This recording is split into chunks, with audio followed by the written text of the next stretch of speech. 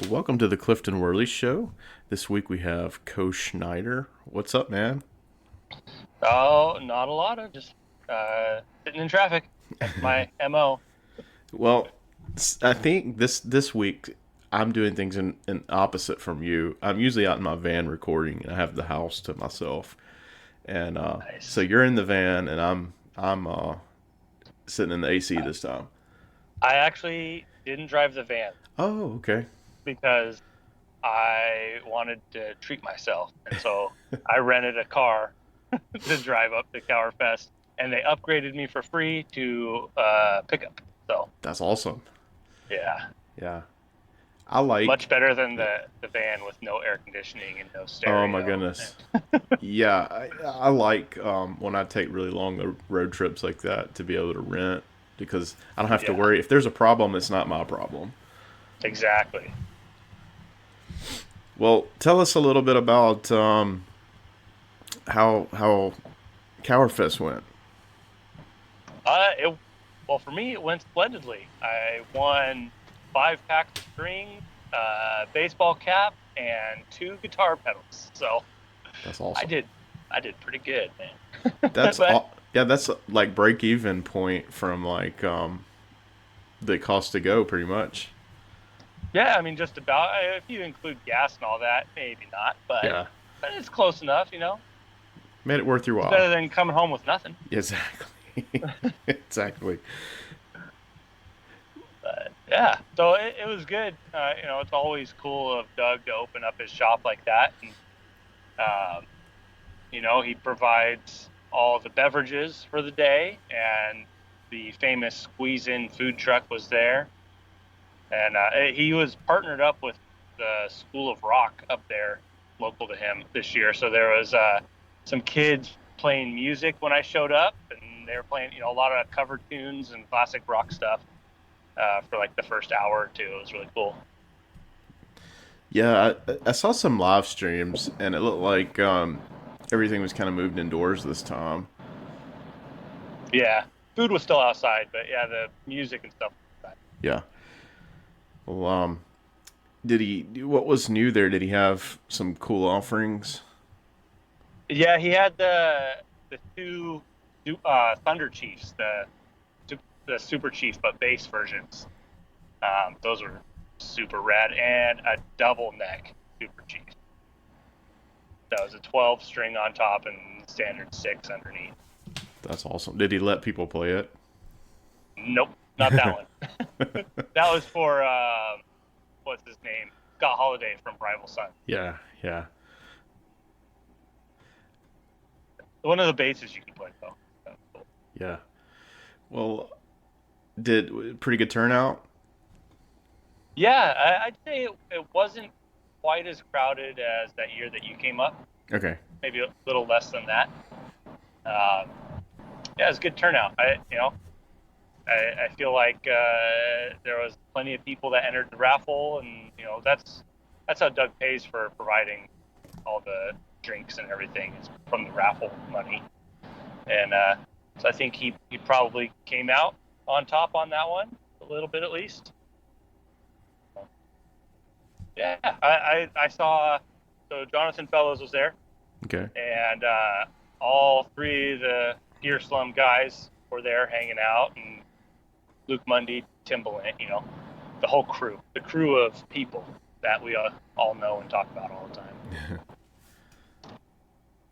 Well, it A sounds couple of like guys from San Diego. yeah. Sounds like a really good time. I really was jealous yesterday. I was seeing some of the live streams and stuff. I was like, dang, if it wasn't all the way in California, I would go that Yeah. every time. Well, when are you gonna be in California? Dude, I don't know. It's it's looking like Nam is probably the next time I'll be there if I get to go to Nam. So, No, I meant permanently. oh, when am I going permanently? I don't know. I mean, if anybody wants to offer me a really nice job and Making lots of money. affordable housing and um, Yeah, that would. uh, Yeah. My wife has been looking at house tech. So Oh yeah.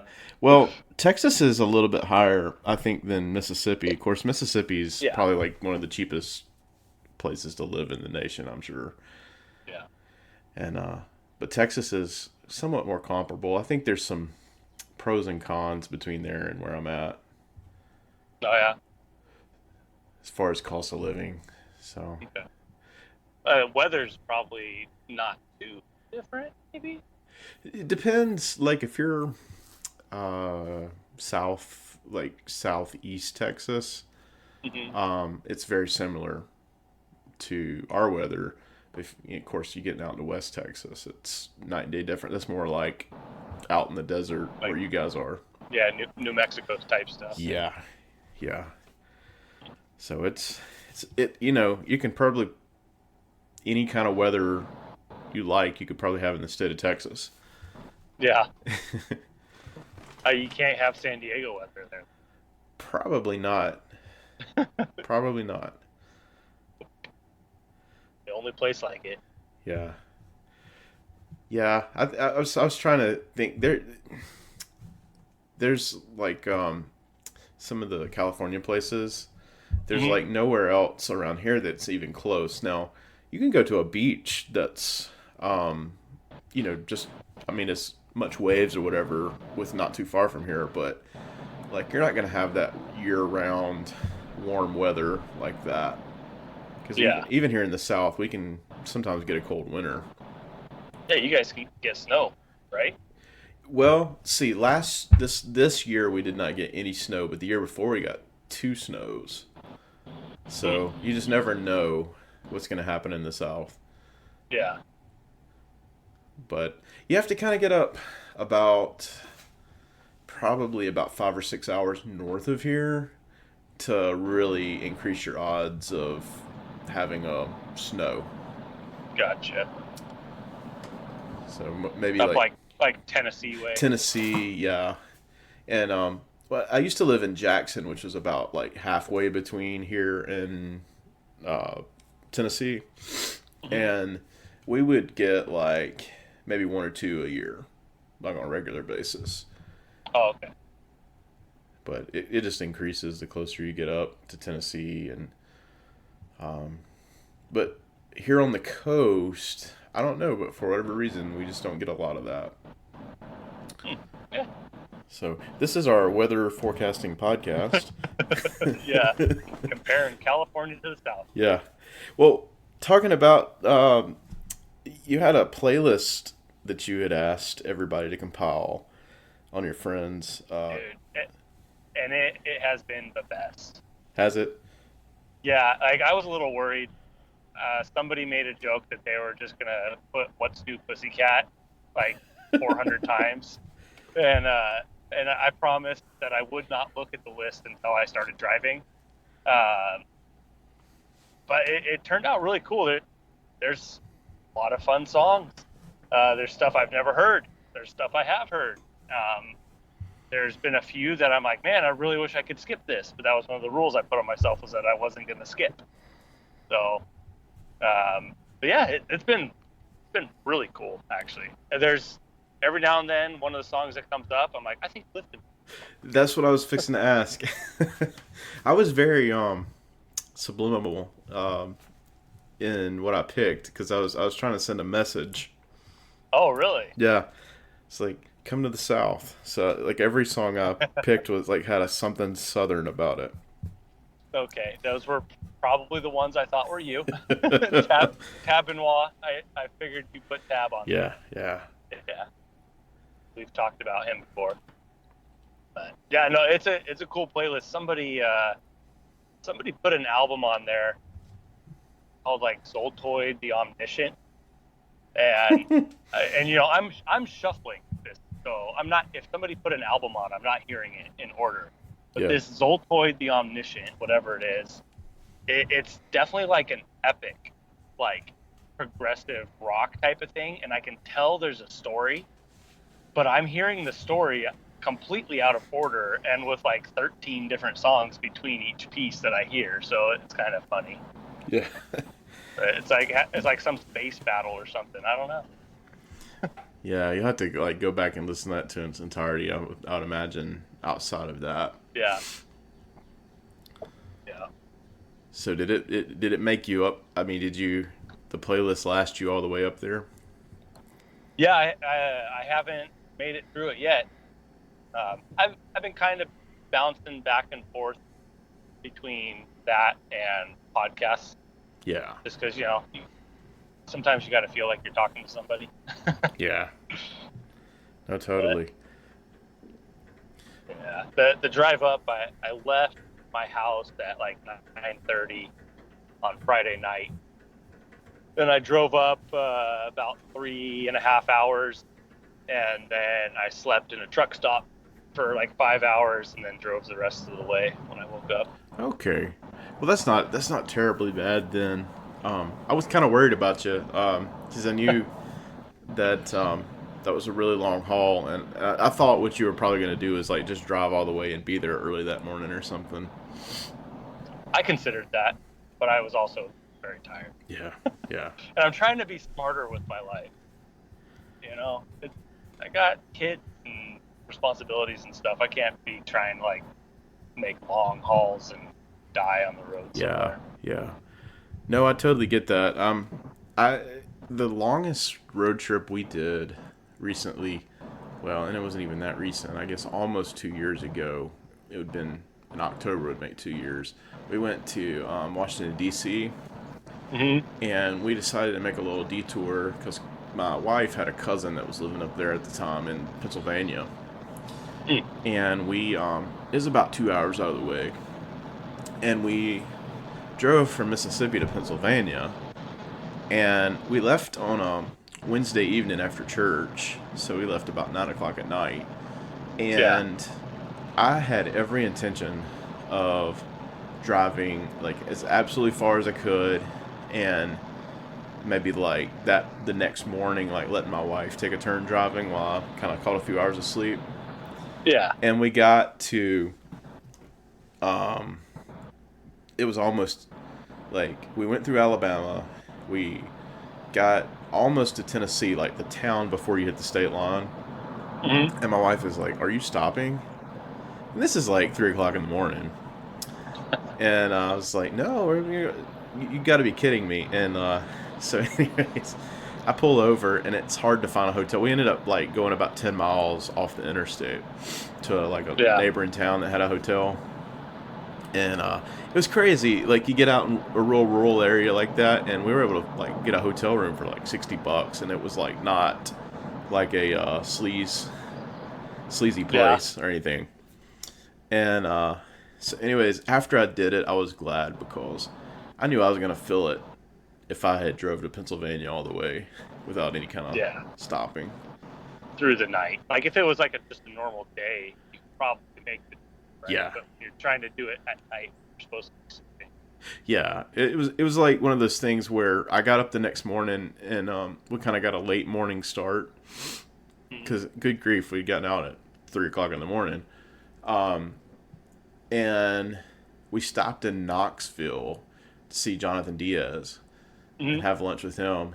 And then I drove from there all the way to Pennsylvania. And even then, like I was about 2 o'clock in the morning until I got there. Oh, So it was, yeah, it was it's a good insane. haul. Yeah, I don't want to do anything like that anytime soon. It's Yeah, just, after I did the Portland one day event, that kind of burned me out on the long hauls for a while. yeah, That was 23 hours straight good grief. drive. I think I did one that long. I may have talked about this before. I drove, my brother in law used to live out in Phoenix, Hmm. and we drove one time for Thanksgiving, um, all the way out there without stopping for the night. Ugh. And that was probably 7 years ago, and Jeez. that was a struggle. But we did it, and I don't think I could do that now. I think I've just aged enough. Just nah, not even gonna bother. Yeah, it's like Yeah, I yeah, I'm too scared of actually probably passing out and dying at this point. yeah, yeah. Yeah, me too. But I mean, my buddy Ryan Poole, who you've met, he's like the road trip king. He's all about taking trips and everything. But I talked to him a lot before this trip to kind of get some coaching because I don't like being by myself a Mm-hmm. lot. Like I would rather have somebody sitting here next to me that I could be talking to the whole time. Um, but he likes driving by himself. So I was like, "How do you do that? What do you do?" And he gave me a bunch of pointers. I don't think well, I only followed one of them. The rest of them I kind of threw to the wayside. Yeah. But his tip of you're by yourself. There's no rules and regulations on you. You don't have to worry about anybody else. If you see something you want to do, or something you want to eat, or you want to stop to just relax for a minute, like there's nobody to tell you no. You don't have to worry about anybody else. Right. And so I've been kind of doing that, stopping and getting food that I want, and meandering around. I meandered around in Tracy, California for a good 2 hours this morning before I left. Just like I want to eat somewhere that I want to eat. I Mm-hmm. just drove around until I found something that I like the look of. Yeah. Tracy's an interesting place. Yes, It kind of I reminds me. found I Yeah. found out that MC Hammer lives there. Does he really? Huh. Yeah. It kind of reminds me of like on that movie Cars, like that kind of vibe, like that old western kind of cow town, but now it's big. Yeah. And yeah, a lot of houses in town. Yeah. Like mostly housing, it feels like. Yeah. I remember when I went out there last year, they had they were on the radio in San Francisco, like in the pop stations, Hmm. advertising "Move to Tracy." And Really? when I drove to Tracy from there, I was like, "This is a pretty long haul. Like this is longer than me driving to New Orleans." Hmm. And I was like, that's a bad commute. Like I just can't see it." But But Jonathan was telling me it's because of the housing price. yeah, He's saying that people that work in the Bay Area, San Jose and whatnot, the housing there is close to double the cost it is in Tracy. And yeah, it's like a 2 hour haul, and a little bit longer in traffic, but you get more house for your money, I guess. yeah, yeah. I guess if you had like a job where I don't know if you had a place like you could stay like by yourself a couple nights a week and like work a short week where you put in a lot of times over like 2 or 3 days or something, and then Hmm. went back to see your family. I could see that working. Yeah, I mean, in the industry that I work in, we've got guys that, Yeah, and, they'll work there 5 days, and then on Friday they're always itching to get off early because they want to get home, to Phoenix or wherever they live. yeah. I don't know if I could do that. That's tough. Um, I've got a cousin. He's now you're part of Abu, right? Yeah. He does that. He's with them, and yeah, he goes like I don't know how it works, but it's like every 3 or 4 weeks, like he's picking up and going out to the East Coast or somewhere out in Texas, or and then they might pull So him. he's like a traveler. Yeah. Yeah, they might pull him where one week he's like within 30 minutes of where he lives, where he's out Hmm. there for a couple weeks. But yeah, they have him doing that, like, and he's just you never know where he's at. Yeah. We got when we have some railroad guys who do railroad work also, and they live full time like that. They have a travel trailer and they came into San Diego because there's a bunch of railroad work happening, and they park at a RV park, and then they work with us for like 4 years, and then wherever the next big job is, they just pack up their RV and head to the next town. Yeah, yeah, that's a very interesting way to live. I wonder if that's like I could see like if you're retired, kind of empty nesting, and you like bring your wife along and go work somewhere Yeah. for a couple years. That would be not bad. Yeah. Yeah. You get to experience the culture of a bunch of different cities, Yeah. see the world. Without having to join the Navy or something, right? Yeah. Yeah. Without having to get shot at. Yeah. Hopefully. Yeah. Well, Yeah. so you brought the whirlybird along with you out there. I, yes, sir. What did anybody we know that got to play it or experience it? I tried not to hover around in that little demo room that Doug has there because it gets awfully crowded and Yeah. loud. Yeah. But I could definitely hear it. Like there wasn't really any other tremolo stuff in there that I saw, but that thing started going. It was like a helicopter was taking off in that demo room. Yeah, I think the Gear Slum guys went in there and checked it out. They were in and out of there a bunch, and I told them to make sure they tried it. Brett took it home. Yeah. So Yeah. I think he's the one I was supposed to give it to, right? Yes. Yeah. No, you're supposed to throw it in the raffle and just. But no, I'm picking. Yeah. That's awesome. Yeah, I can't wait to see what he does with it, and I don't know if any of my listeners, if they want to review it and want to do some demo work with it, let me know. Hit me up. I'd love to talk. That I have to say, I hadn't seen one in the flesh with the finish on it, Yeah. with the graphic and everything.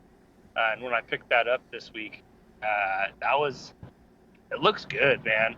Like Brian, I don't think Brian did the printing, but whoever did the printing did a fantastic job, and the pedal sounds amazing. I believe it was Mammoth. Okay, Yeah. yeah. Well, we know that they do good work. Yeah.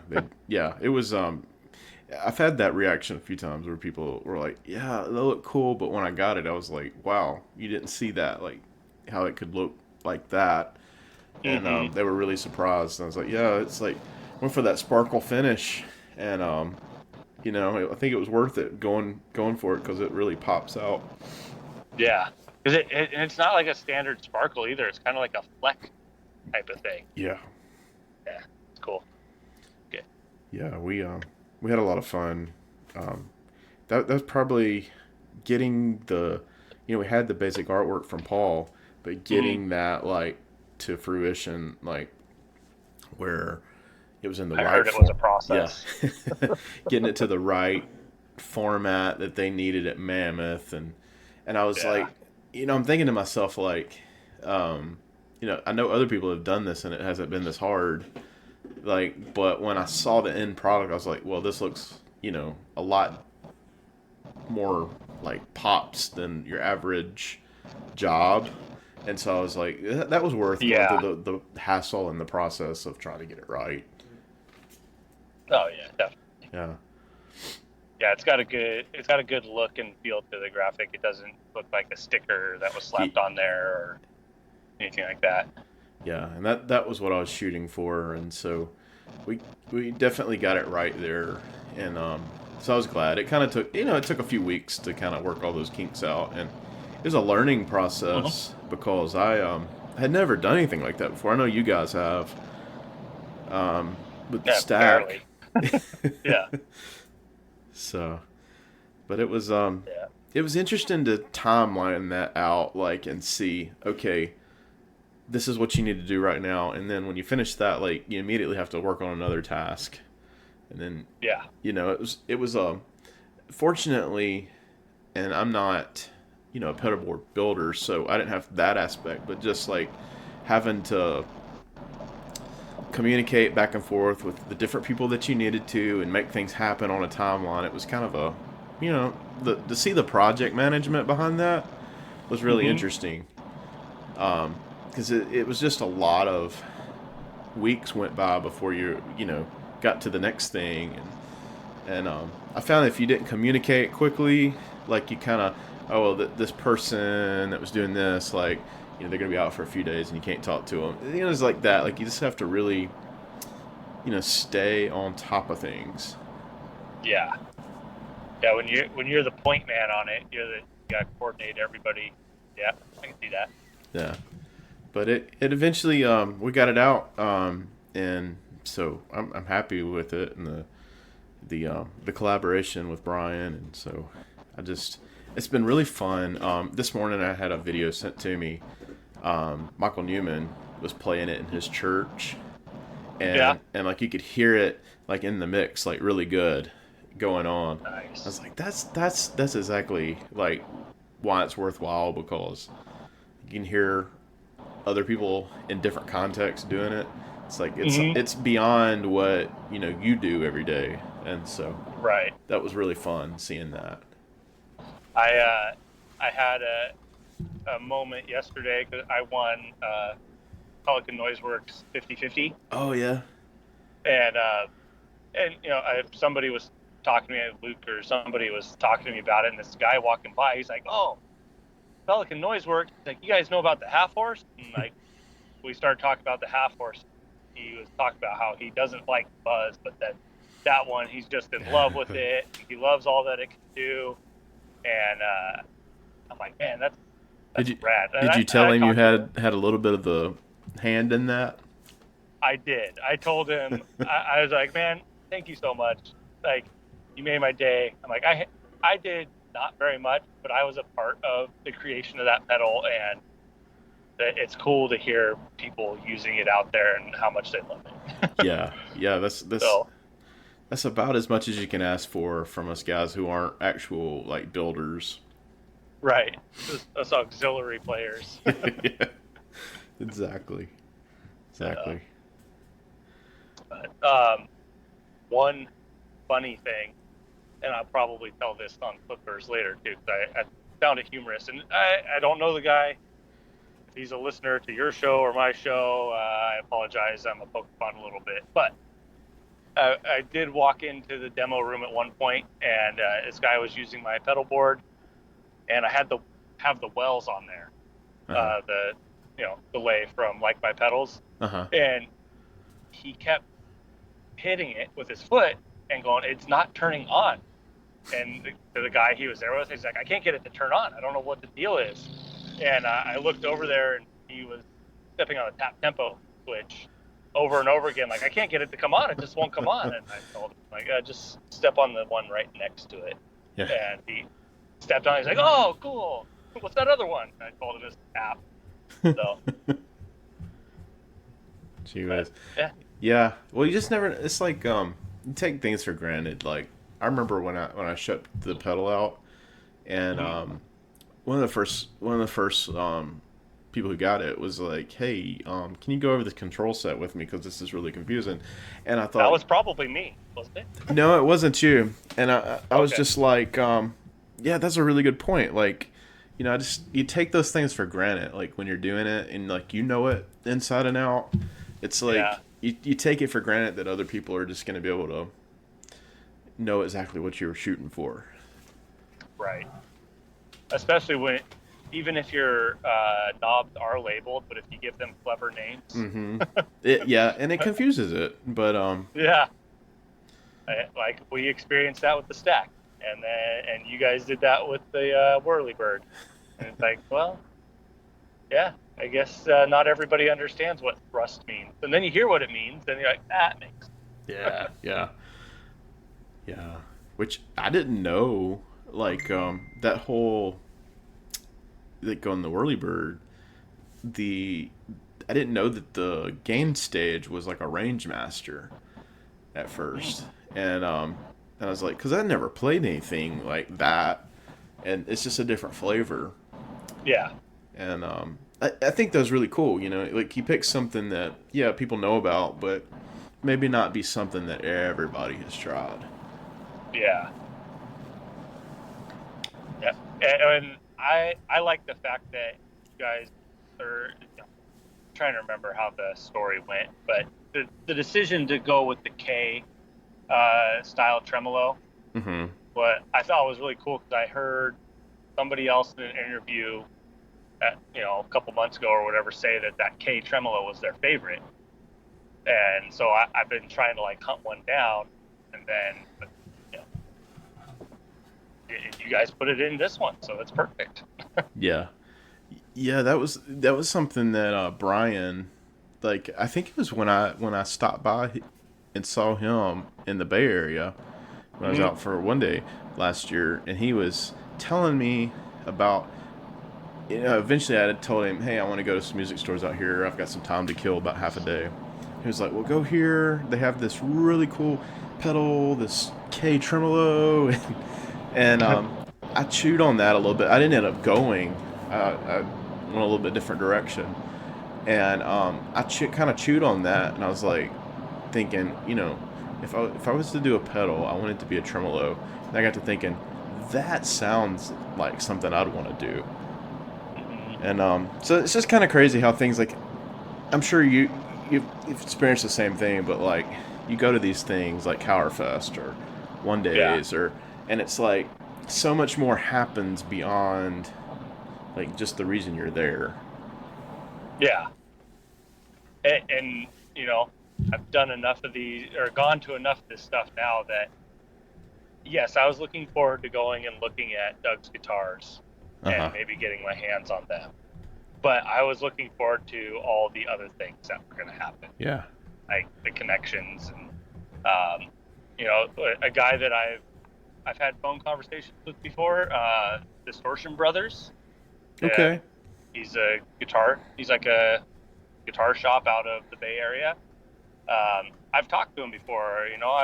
I've talked to him online and I've had phone conversations with him. And he was at Kauerfest, and like we actually got to talk in person, hatch some schemes together maybe, and just it's cool for that kind of stuff. It is, and it's a lot. I think it's a whole lot more like laid back than like you go to Nam and it's like a hustle, Mhm. and you go to like some of Right. these smaller events and it's like if you're the kind of person like I am, where you value more like one-on-one like interactions with people, like that's perfect for that. Like Hmm. versus the throwing everybody into a room, in a crowded room, like now. Yep. And then everybody just is sardines hopping around next to each other. Yeah, I think that I may be like Aaron Abubo has talked about, like with Nam, and just go for the after stuff.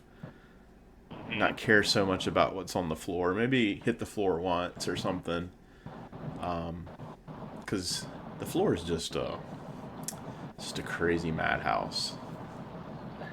It's exhausting. Yeah. So I saw that you're gonna go with a biweekly format. Yeah, I'm kind of changing things up. I said I am. I've been slinging too much content, and I think I want to focus more on, um, you know, being back at the heart of what the show like started. Hmm. And I don't feel like I have to have a. When you first start out, you feel like you gotta have like 100 episodes, like, or a bunch of episodes for people to take you seriously, right? Yeah. And I kind of got to the point where, like, we've got so many backlogged. I don't have that insecurity anymore. Yeah. And I'm kind of like, I don't think anybody, none of my friends have complained who listen. Um, but why not, right? Like, Yeah. take it and do what you want to do. Don't worry about, trying to just always have something. And as long as you keep it going, um, there was a little break I did like around Christmas break where it I didn't do any for like a month, and Hmm. I kind of let that be known. Hey, I'm taking a break, but my numbers, really, it took a hit because of that. And it's like Yeah. it is important to be consistent, but the rate at which you do it, I think if you got to find your own happy medium there. Hmm. But I've been enjoying it. It's allowed me to kind of kick back here in the summer. Like usually like, during the school year, I have like some part time work that I do where Yeah. I'm working several evenings a week, And it's been nice because like I have a couple nights back in my week that I didn't have, and you know, I'm not having to worry about recording on those nights. And so Yeah. it's just really nice to kind of connect back with the family and, you know, kind of get some inspiration again. And I'm sure, like, if I got really excited about doing something, I would probably just do it anyways and Yeah. start cranking out episodes if I so desire. Yeah. You come off very calm and cool, but you're also the guy that it seems like on a whim flew out to California to go to a very small guitar show and volunteer your time. Yes, So, you're a little impulsive, I think, I am. sometimes. Yeah, If you get excited about something. totally. And, you know, I think it was just the chance to go somewhere. I mean, obviously, you know, I wanted to see what the show was about, but it was a chance to kind of do something I'd never done before and Mhm. see a place of the country I never have been. And, you know, it was, I don't know, it's kind of nice. 3 or 4 years ago, I don't think I would have told you that I would have been getting on planes and going places like that. I just, Yeah. I, quite honest, I was terrified of flying. I'd done it a few Uh, times. One time I was a teenager, then one time several years ago, and I still struggle with that, like that uneasiness, even when I, mhm. you know, have gone to LA. But it's kind of like one of those things where, okay, I realize this is an issue that I've got to push past, Yeah. and once I started doing that, it became less scary. So That's good. yeah, I enjoy flying. well that's good. Yeah. Yeah, I I wish I can't. could afford to do it more often. Yeah, that's the thing too. Is like, um, I think it used to be, a little bit more expensive to fly, even though the cost of everything's gone up. It used to be a little Yeah. bit more expensive. I think, things are a little bit cheaper to fly nowadays than they used to be. But still, it's not super easy to just take off on a whim. No. No, it's definitely not. No. But, I mean, so when people talk about, oh, what would you do if you didn't have to worry about money? What would you do? And in my head, I'm like, I would fly and go visit all my internet friends. Wherever they live, I Yeah. would fly to there and I would go. Yeah. Well, it is really cool. I always said I'll go anywhere if I have a reason to go, Yeah. and you know, finding those reasons. I mean, it was kind of funny. I was watching an episode of The Office the other day, Hmm. and I think it was Jim like was trying to avoid going to Pam's like wedding, that first one with Roy, and so Yeah. he booked like this. He got on the phone and was like, "Hello, travel agent. I want to go somewhere on vacation." I'm like, "Where do you know? You know where you want to go?" And he was like, I don't know, anywhere." And so he spends like the rest of the episode like trying to figure out where he's gonna go. And I was like, Hmm. I can relate to that. Like, I used to be that guy. I think Ryan said on there, he's like, you know, best case scenario, he goes to Philadelphia and has a really good weekend because I just don't see him being that adventurous. It's like, yeah, I can relate to that guy. Yeah. Just getting out of town, just Yeah, getting away for a little bit. yeah, Yeah. but I mean, I, you know, being a music guy, I had dreams and aspirations when I was in high school that I was going to be like a touring musician, and like that never happened. I did the whole touring the country thing, and so I still want to. I still want to see. I still want to go places, yeah, travel.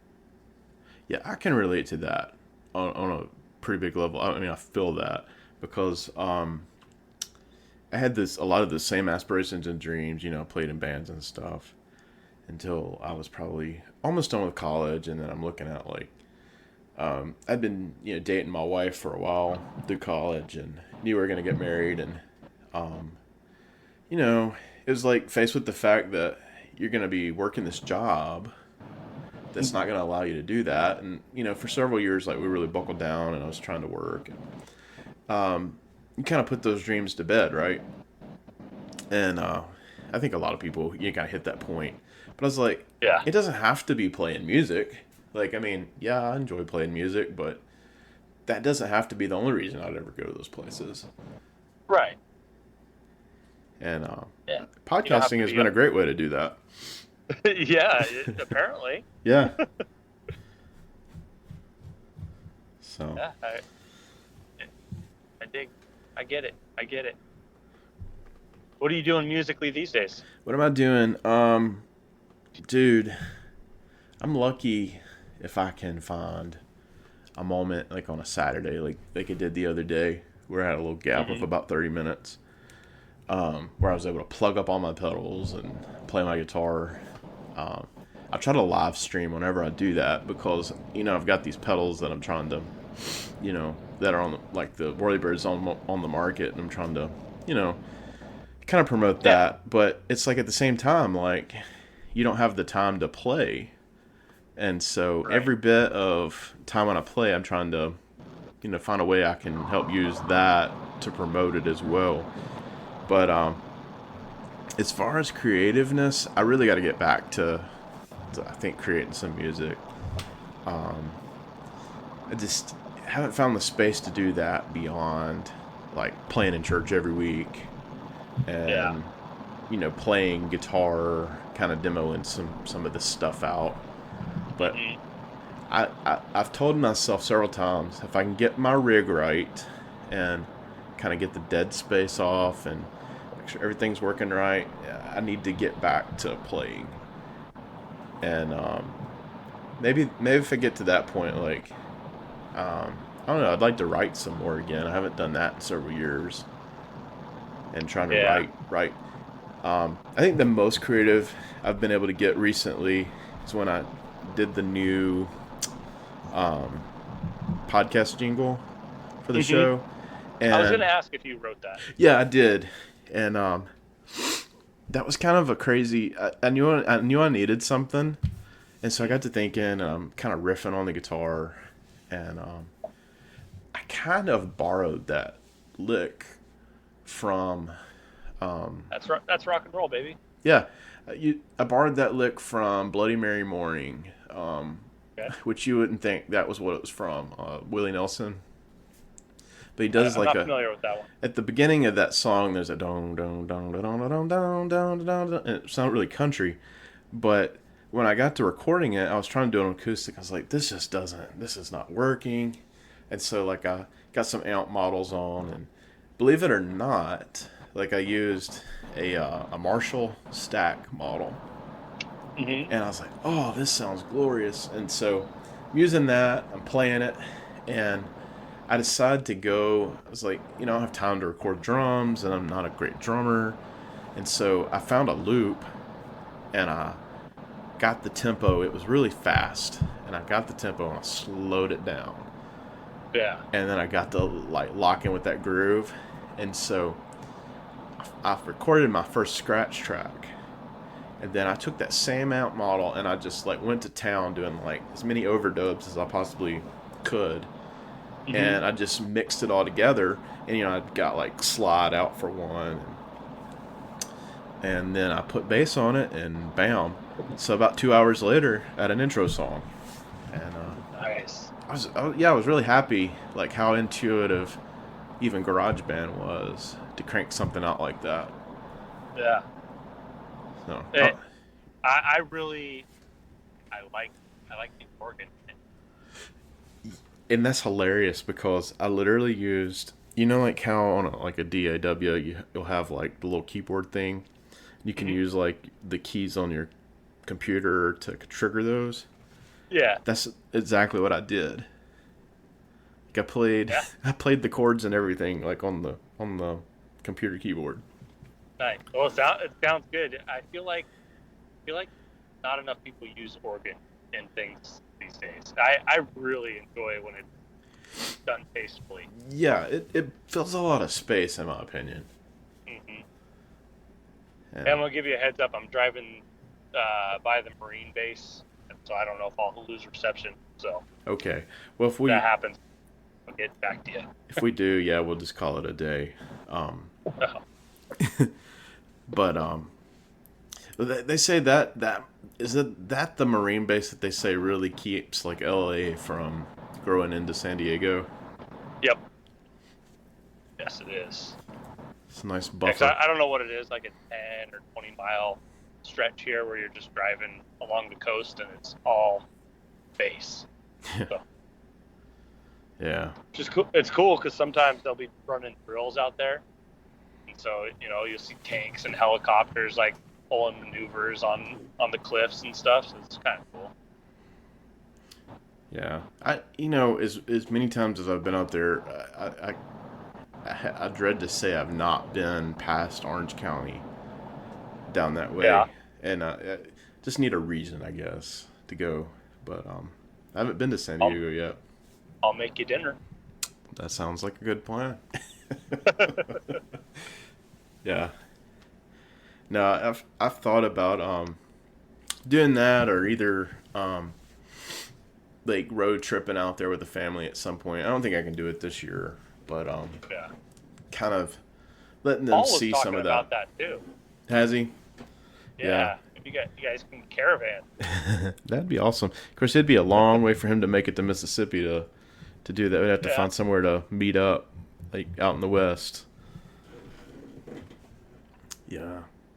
But I was looking like on this is so off topic.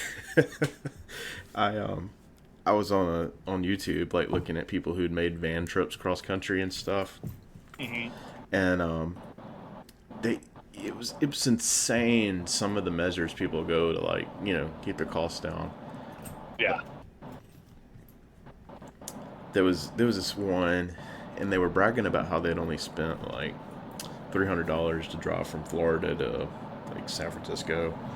jeez, But what they had done, it was three like college guys, and they took their spring break, and they went in a van and they split everything like down to the food, yeah, and they, um, every night that they had to stop, they had lined up somebody that they knew or within their network where they would like crash couches, and then hmm like I think 2 nights out of that like 15 days they were gone, they said they like had to pay like one night they paid to be in a campground, which cost like yeah, $30 for the van, and then like another night like they didn't have another option and they like, stayed in like some sleazy flea bag motel for like $50. yeah, And it's like I don't think I no no way I could rough it like that for that long, especially yeah. with That'd kids be in tow. rough. Yeah. As I say, $300. Seems like you would spend more than $300 just in gas to get from Florida to San Francisco. Yeah, I think what they had done is there was a little deceiving. Is like each person that was in the van cost them $300. Oh, okay. That makes, Yeah, as I say, man, $300. Like, did they just have a bucket out the window to collect bugs, and that was dinner, or what? I don't know. Yeah, yeah. So I think Eat though, grasshoppers. yeah, there's like a fine line between like doing that and like doing the RV thing, hmm because you get into RVs, like first of all, like to buy one's pretty hefty note. Yeah, But like, say even like rented one, like it's gonna that's be expensive. That's yeah, expensive. it's gonna That's be what, twice yeah. the price of a van rental, and then it's a whole lot bigger. So you're looking at the fuel cost and then the campground fees, and it's like, I think you might And be it's better. slower. Yeah, I think you might be better if you just took off in a van and stayed in a hotel every night. Yeah. But that my former bandmate Danny Marie that I've talked about, she's traveling across the country right now in an RV with her husband. Okay. She they started up by Sacramento and they're headed to Tennessee to live in Nashville, but they're like just wandering. They're like aimlessly wandering across the country, like north and south and north and south Mm-hmm. until they like zigzag and make their way to Nashville. Like, I don't know. And what kind? You can't hold down like a great paying job from the road, so they gotta live cheap. Yeah, that would terrify me. Well, even like going to Nam, like, and you're by yourself, and trying to keep your costs within a budget, and there's always Yeah, something that blows your budget that you weren't expecting. And like, I can't yeah. imagine being out on the road like for weeks like that, and that worry about, well, the whole time I'm out here I don't have income, so I'm gonna have to um, make this work. And it's like, just the fact something's gonna happen. Hmm. You're gonna have a blowout. You're gonna need a new battery in your van or something like that. Like, Yeah. it's just, I don't know. It's not for me. That's like when looking at the plane ticket actually makes sense. It's like, okay, yeah, Yeah, less worry, less yeah. stress. Even renting the car, I compulsively brought my toolbox. Like I'm not gonna go drive that far without bringing my toolbox. It's a rental car and it's only got 10,000 miles on it. Like it should be fine, but I don't care. Yeah. Well, to me, it's like every time I've gone to Nashville, I've rented a car, Hmm. because like my daily driver is fine to get back and forth to work, but Right. it makes me a little nervous about, well, what if I have car trouble up there? Then I'm stuck. Like, it'd be cheaper to have the rental, and Yeah. you're gonna make it, and it's just And if something happens to it, if you rent from a company like Enterprise or Budget, they've got locations everywhere. exactly, they can come bail you out and Yeah. get you going again, and you're stuck in your car, needing work done. I had my cousin was telling me about, he just did a cross country from like Pennsylvania back down Hmm. here to the south, and he was talking about how you know he had this problem, and then he had to stay the night there because the dealership didn't have what they needed, and they had to have overnighted and that kind of stuff. And it's like you get into all that, and it's like it starts costing you major bucks outside your budget. Yep. So a rental makes sense to do that kind of thing. This episode brought to you by Enterprise Rent Enterprise, and Avis. and Avis. Yeah. Yeah. Well, Yeah, man. so you got anything cooking up? Well, flipping flippers. We're always doing stuff. We've got a cool project in the works that we'll probably, I don't know when you're putting this out, but probably in the next week or two, we'll start putting teasers out. And so people can try and guess what we're up to, I guess. I don't Nice, know. nice. And I have a new band. Oh, I We saw were that. Yeah. Yeah, we recorded a 4-song EP that I'm mixing right now, and hopefully we'll start playing shows soon. I've been itching to be in a band again for a long time, and it's super fun. I'm at the point where I don't care if anybody else likes what I'm playing. I want to make music and play at dive bars, so Now that's what you've I'm got doing. your brother involved in this project, right? Yes, because when there's a spot to fill in my life, I call him because he usually doesn't have anything going on. Yeah, I'm like teaching him bass as we go. He's playing bass for me, and he doesn't know how to play bass, but I teach him the bass lines for the song, and he plays them. So Oh, that's awesome that you and your brother have that kind of relationship where um, yeah, you get to do all that stuff together. That's amazing. I don't know if it upsets him or not. He's kind of hard to read, but he does it. So That makes me think of that SNL sketch where they got Keenan Thompson just doing like that James Brown character. What's up with that? There's this talk show like on BET Network, mhm. and his weekly guest that sits there, he always has some like big headliner. And he's got like Lindsey Buckingham, Oh yeah. off to the side and sitting in a chair, and the thing like goes off the rails like every episode, and they never gets like Lindsey Buckingham never gets a word in, Uh, and the whole thing he'll end the episode be like, "You aren't mad at me, are you, Lindsey?" And he like kind of frowns, and then like he kind of chuckles, and he shakes his head, "No, I'm fine." And it's like I can imagine Jake being like that. "You aren't mad at me, Jake."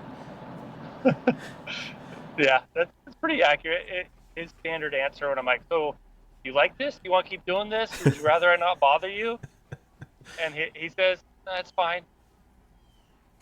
Just even kill. That's fine." Like I don't know if that means he's into it or he really hates that I get him involved in things or what, but It'd be he really shows bad. up. I mean, it'd be really crazy if the odd thing happened, like it actually took off and did something, and you have to make that choice. You know? Yeah. Do I really want to do this? Well, luckily we're making music that I like, so chances of it getting popular are very small. Yeah, yeah. I think most of our contemporaries are in that boat. Like we like what we like, and it's not marketable at this point anymore. Yeah. That boat has taken off, and it's like, so you podcast, and you Right. you go to guitar shows. That that meme going around of with this cartoon of three guys like is amazing. It's Yeah, absolutely amazing that and so accurate.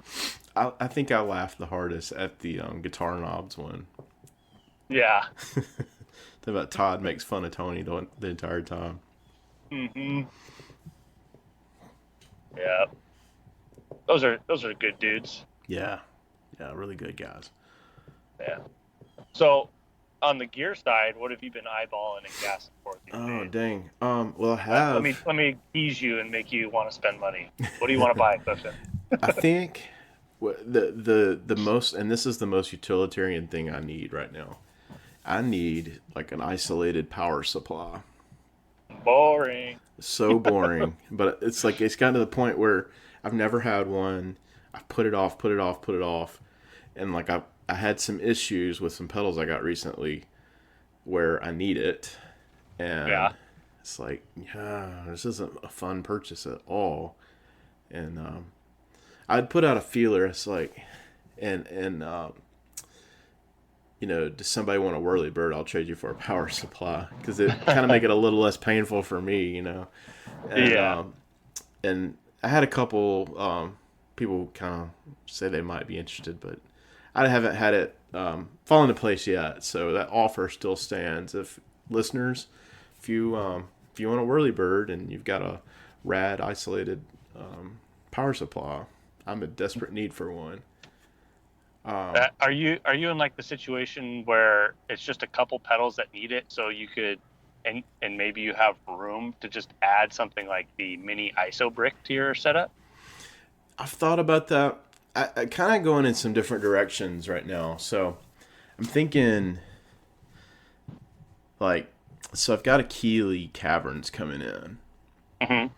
and V1 or V2? V2, Okay. and I haven't tried one, but I worked a deal out with a friend, and so he's sending that out to me. Should get it next week sometime. And I'm thinking if I love it, if I like it, I'll probably try to replace some pedals on my board with it. Mm-hmm. But then I thought, well, there's a guy playing at church. He doesn't have any pedals. I thought about like taking my pedal board that I don't like and all these pedals that I'm kind of done with.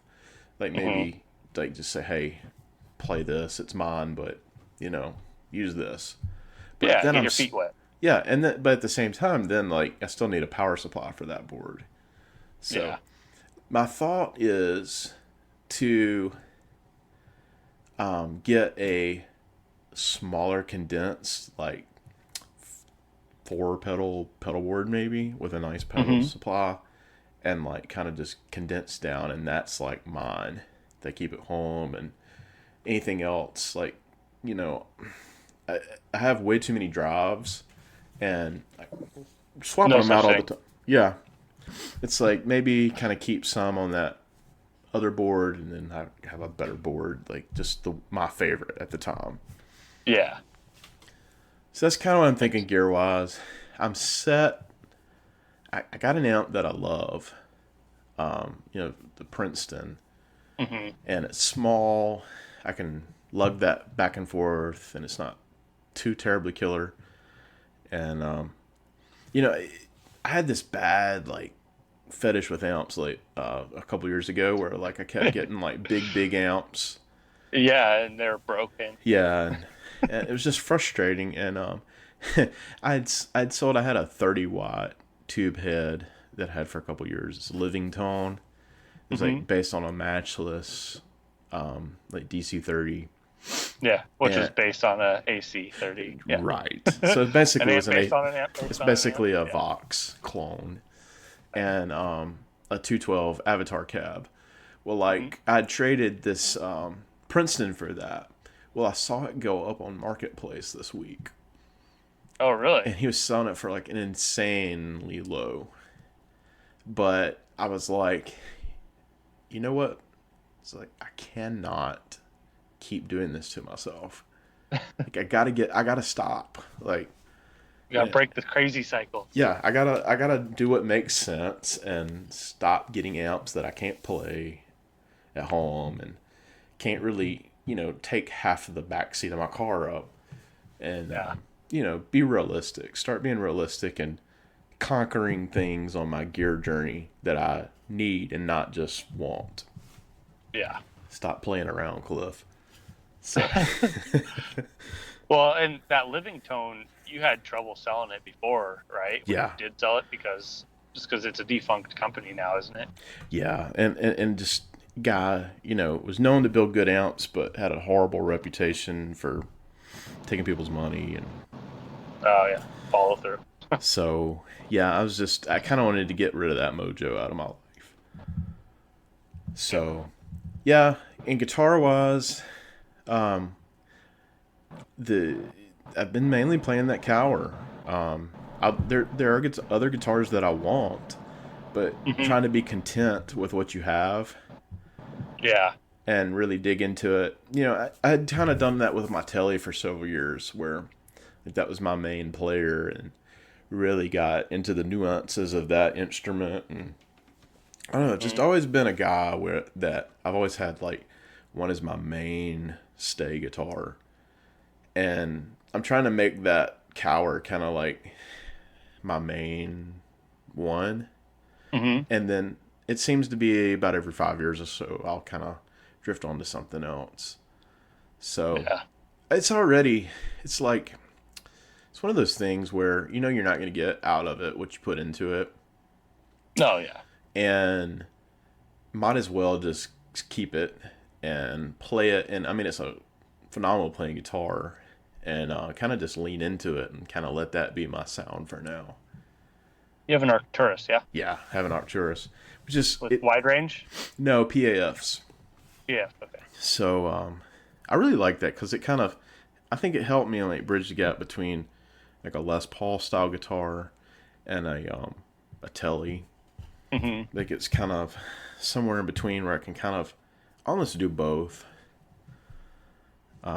Yeah. As odd as that sounds, but yeah. So I think where I'm gonna probably put most of my effort and energy into in the short term is trying to kind of round out my rig with what I need to pick up and go play, like real quick, Yeah. and kind of stop getting stuff that's going to collect dust. And Okay. everything's got to serve a purpose, and stop all the clutter in my life and kind of just get back into being creative. Hmm. That makes sense. I can see that. Yeah.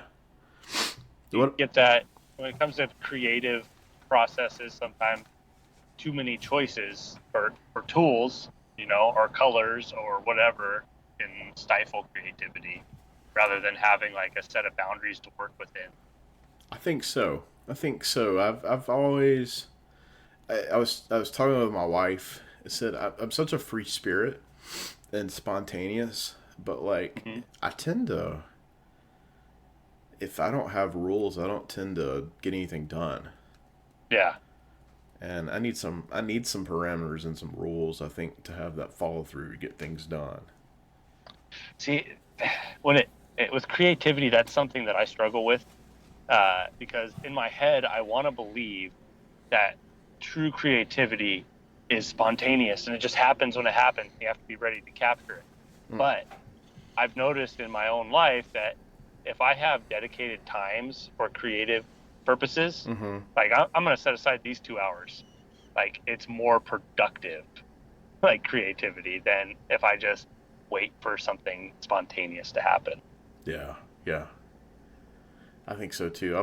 Anything I've done, like so far in my life, I've so much procrastinated till I had to do it. Yeah. Like where I'm faced with, this is going to make my life less comfortable if I don't finish this. So I need to Hmm. finish.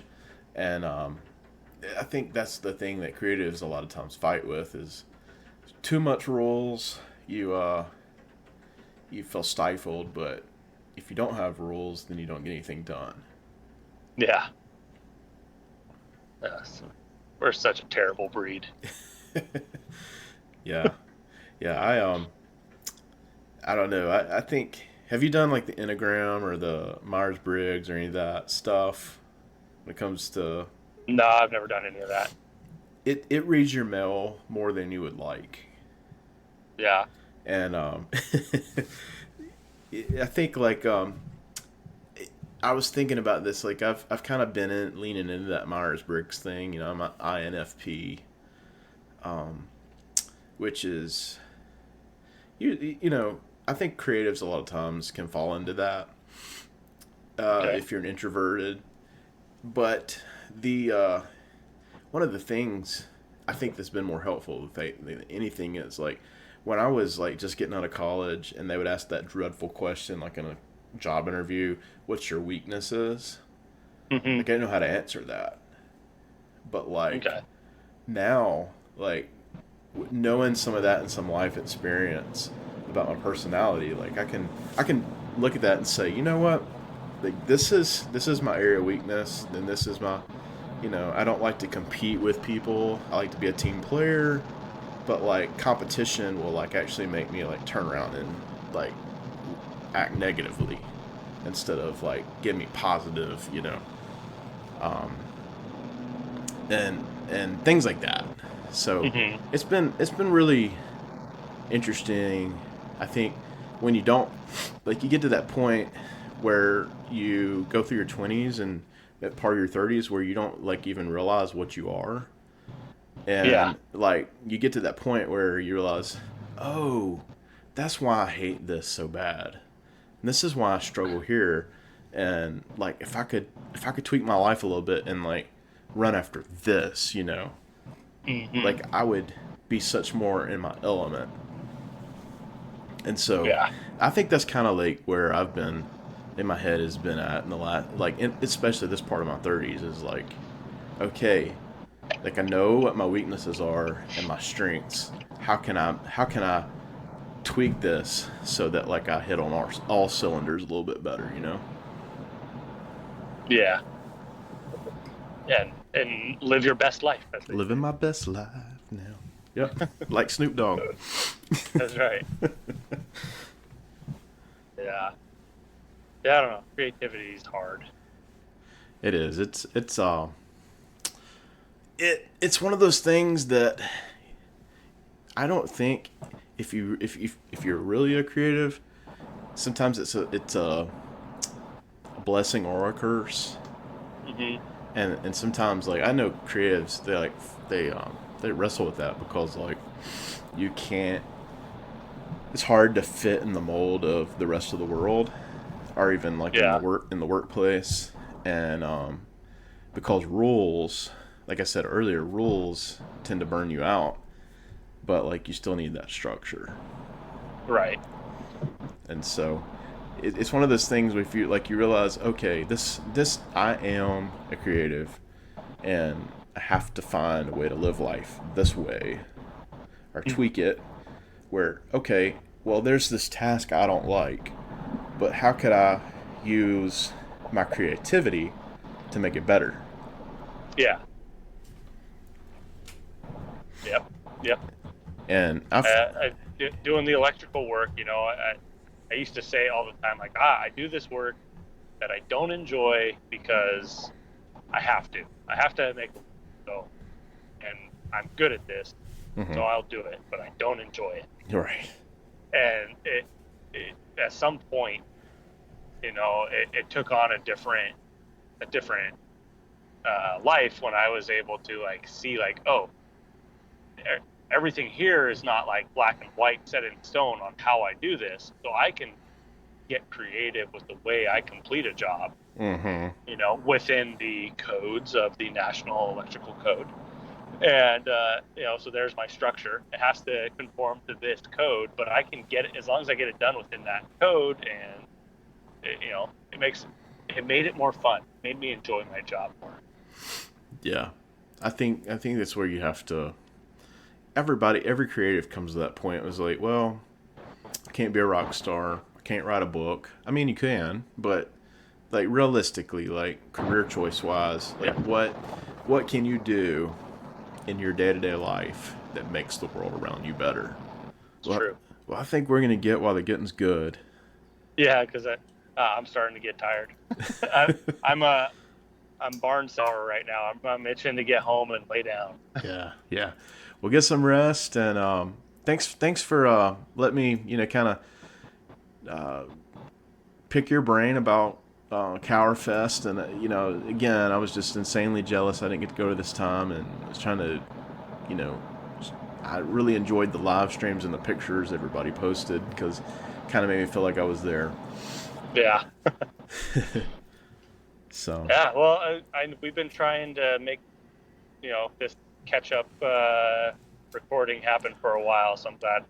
I yeah, knew I was going to be alone in a car for a while. So I'm like, that'll be a perfect time. yeah, yeah. It's been a long time coming. We've been kind of going back and forth on this, and it's glad to finally get it, make it happen. And Yes, sir. so, yeah. Well, it's always a pleasure to hang out and get to talk and everything with you. And so, thanks for letting me call you on your way home.